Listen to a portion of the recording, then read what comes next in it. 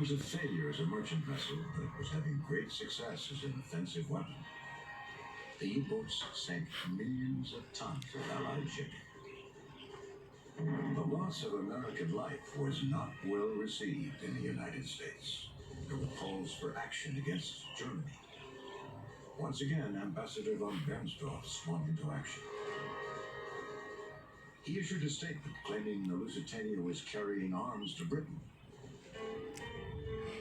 In light of the strangulation by Allied navies, he said the sinking was justified. To support his contention, von Bernstorff's espionage network forged documents supposedly proving that the liner carried munitions. The network also paid witnesses to lie at inquiries. There was considerable controversy because many believed the British were using Americans as shields, but von Bernstorff was vilified in the American press. There was more and more clamor for the United States to do something more aggressively. Of course, President Woodrow Wilson was determined at all costs to keep the United States out of the war. Wilson didn't want to antagonize voters before the 1916 election. He protested to von Bernstorff, but mildly. The German ambassador tried to placate the president by promising peace talks.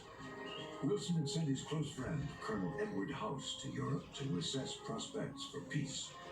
He met with all the belligerents and transmitted his findings to Wilson, in hopes the president could craft what he called a just peace. The American government in Washington continued to send communiques to Europe to clarify the situation, but the Germans complained that they were at a disadvantage because their transatlantic cable had been cut for the British. They made an extraordinary request to Colonel House, asking that they be allowed to use the American cable to send coded messages to their diplomatic corps.